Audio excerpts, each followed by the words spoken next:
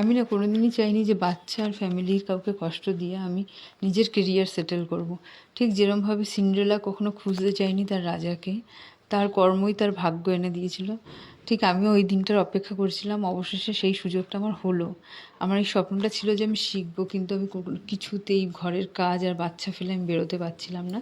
কিন্তু আমার পেশেন্স সেই জায়গাটা আমাকে এনে দিল। আমি সাকসেসফুল হওয়ার চেষ্টা করব। ক্লাসটা আমি শূন্য হাতেই শুরু করেছিলাম।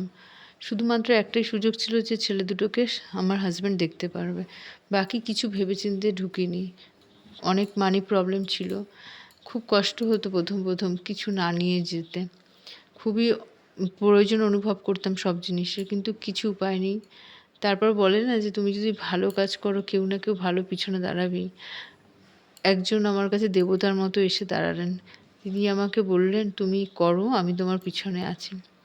তো তারই জন্য আমি এই প্রোডাক্টগুলো কিনতে পেরেছি। আমি পরে বলবো সেই গল্প একদিন।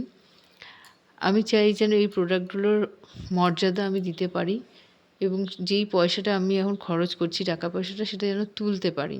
এটা হচ্ছে আমার সবচেয়ে বড় টেনশন। যে কোনো বিগিনাররাই যখন প্রোডাক্ট কেনে তাদের কাছে একটাই ভয় যে তুলতে পারবো তো টাকাটা। আর এই হচ্ছে আমার সকালের 11th জুলাইয়ের ঘটনা।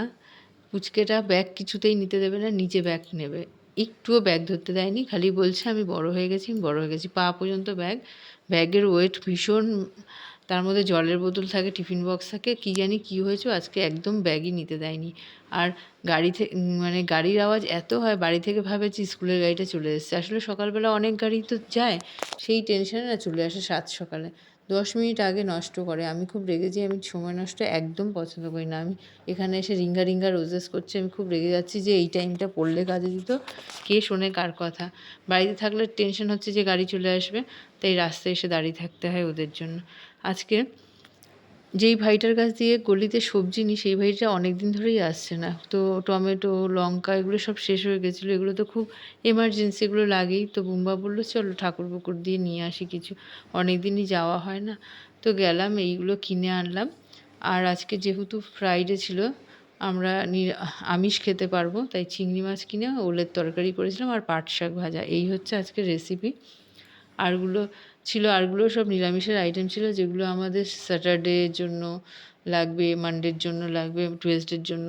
তো ওর জন্য রেখে দেওয়া হয়েছিল। বেশিরভাগই আমাদের নিরামিষ খাই। আমি বারবারই বলি যে বেশিরভাগ দিনই আমাদের নিরামিষই থাকে। তো এই হচ্ছে আজকে সবজি যেগুলো আমরা কিনেছিলাম।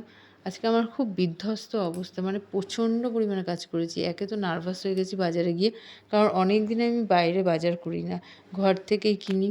তো অনেক দিন পরে বেরোলে যা হয়, এখন যেন কিছু নিতে পারি না। যখন থেকে করোনা হয়েছে না, তখন থেকে আমি ভীষণ দুর্বল হয়ে গেছি। আগে খুব স্ট্রং ছিলাম, অনেক কাজ একা করতে পারতাম। এখন যেন কেমন হয়ে গেছি, খুব উইক হয়ে গেছি। এই হচ্ছে আমার ওলের তরকারি রেডি, চিংড়ি মাছ দিয়ে, আর ঝাল ছাড়া পুচকেটার জন্য তুলে রেখেছি, আর পাট শাক ভাজা। তো আমি আজকে, যেহেতু ডোমেস্টিক হেল্পার বাড়িতে আজকে আসেনি, ছুটি নিয়েছে, তো এত বড় বাড়িটা পুরো মুছে বাসন ফাসন মেজে তারপর বাজার থেকে এনে সব রেডি করে করতে গিয়ে আমার অবস্থা খুবই খারাপ হয়ে গেছে। তার উপর পার্লারও পরিষ্কারের ব্যাপার থাকে, সেই জায়গাটা তো পরিষ্কার রাখতেই হবে।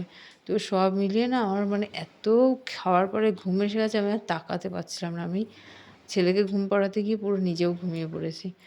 আর একটুখানি ইচ্ছে করছিল যে এইরকম একটা লুকে নিজেকে কেমন লাগে দেখতে, তাই একটু সন্ধেবেলা সেজে নিয়েছিলাম। এরকম আমি অষ্টমীতেও সেজেছিলাম, তো সেই দিনও কালকেরও আমি সেটাই করলাম। দেখলাম